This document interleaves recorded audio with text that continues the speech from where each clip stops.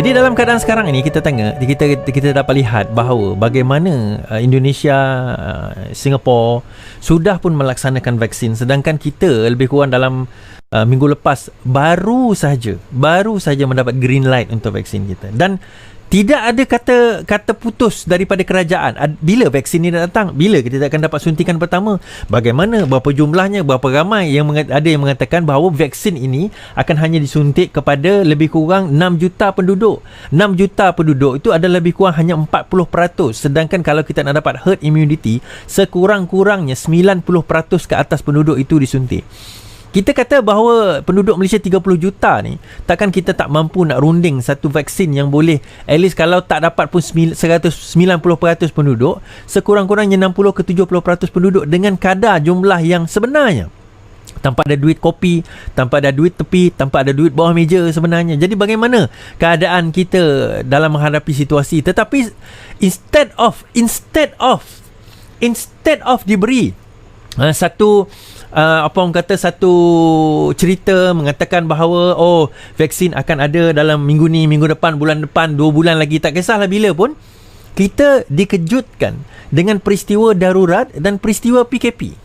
Peristiwa darurat dan peristiwa PKP. And what make it worse, apa yang membuatkan lagi teruk, PKP ini dahlah dilaksanakan sehari sebelum, maksudnya diumumkan sehari selepas tu baru nak dilaksanakan. Jadi keadaan rakyat pada masa ini dalam keadaan kucak-kacir. SOP dia pun dibaca beberapa jam sebelum pelaksanaan PKP semalam. Ismail Sabri dia bacakan lebih kurang dalam pukul 5 dan pukul 6 petang, sedangkan PKP itu berlangsung pukul 12 malam. Kita bertanya demikian, sebegini kita kata, nak laksana PKP saya tak ada isu. Nak buat PKP pun saya tak ada isu. Saya faham justifikasi PKP. Jangan salah faham seolah-olah mengatakan saya ini menentang PKP. Tak. Tetapi kita dah sampai angka 1000 pada awal 1 hari bulan 1 hari tu, angka yang kena jangkitan positif COVID-19 ini sudah mencapai 4 angka pada 1 hari bulan 1. Bukankah pada waktu itu seafdalnya, sepatutnya kerajaan yang ada sekarang ini sudah memfokuskan, kalau vaksin itu tidak sampai dalam masa sebulan 2 bulan ini, kita akan menutup kembali negara dengan PKP. Kita dah decide bila kita nak buat. Kita dah buat SOP apa yang sepatutnya. Kita dah tahu bagaimana kita nak melaksanakan, kerana ini bukan kali pertama. Kita dah pernah buat PKP sebelum ini. Kita dah buat PKP tahun lepas. Sepatutnya benda ini kita dah ada orang kata apa, blueprint dia. Sepatutnya dah ada. Kita dah ada pengalaman. Tetapi apa yang berlaku hari itu seolah-olah ini baru pertama kali kita menghadapinya. Dahlah kita umumkan 2 hari sebelum PKP. Perdana Menteri umumkan PKP 2 hari sebelum itu, sedangkan benda tu dah leak dah didedahkan. Kalau kita tengok, kita dah tahu pengumuman itu berlaku pada hari Isnin 11 hari bulan. Kita dah tahu mengenai PKP itu 7 hari bulan lagi. Saya dah bagi tahu mengenai PKP tu last week lagi, bahawa akan ada berlaku PKP dan atau darurat. 2 perkara akan berlaku, PKP dan / atau darurat. Ini sebelum ada pendedahan lagi, saya dah bagi tahu bahawa PKP / dan atau darurat ni akan berlaku.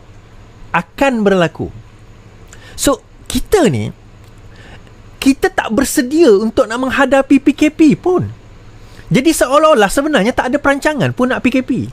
Tak ada plan pun nak PKP. Tak ada niat pun nak PKP. Tetapi kenapa nak PKP? Sebab rupanya dia mendapat berita bahawa lebih kurang semalam 11 hari bulan, 12 hari bulan, akan ada satu pengumuman di mana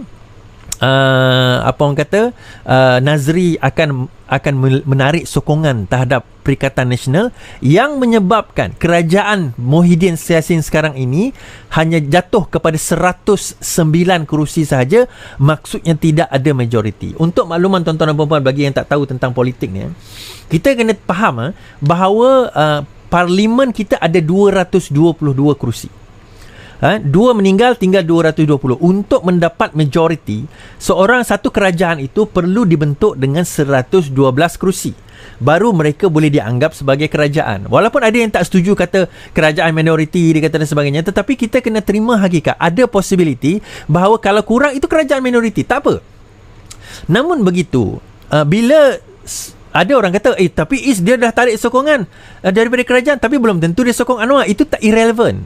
Yang pentingnya kerajaan dan Perdana Menteri sekarang ini sudah hilang majoriti.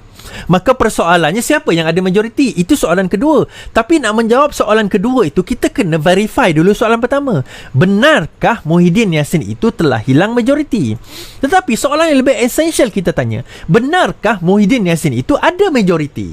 Itu persoalan kita tanya, kerana sejak daripada Sheraton pada bulan Februari tahun lepas sehingga hari ini, Muhyiddin Yassin tidak pernah membuktikan bahawa beliau ada majoriti.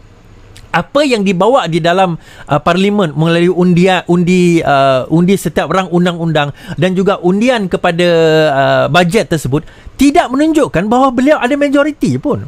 Paling tinggi yang pernah didapat oleh Muhyiddin Yassin adalah 111. 111 ialah kita kata dia terlebih satu kerusi, and still yet itu bukan majoriti sebagaimana yang tidak teruji. Jadi itu membawa kepada persoalan kita yang seterusnya yang saya akan bawa berkenaan dengan darurat. Tapi sebelum itu kita bertanya kan, kita nak vaksin, kita bukan nak darurat. Kita nak vaksin kerana apa? Dengan vaksin tu tak adalah jaminan tu. Ada orang kata, maksudnya kalau kita ada vaksin baik teruslah negara. Tak, vaksin does not work like that. Vaksin ni bukannya Panadol pening kepala, tuan-tuan dan puan-puan. It will take time.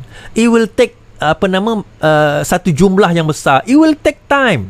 It will take a cost. Tetapi sekurang-kurangnya, kalau kita nak buka balik negara kita, nak tak nak, kita perlukan vaksin. Vaksin ini bukanlah penyelesaian terbaik, tetapi itu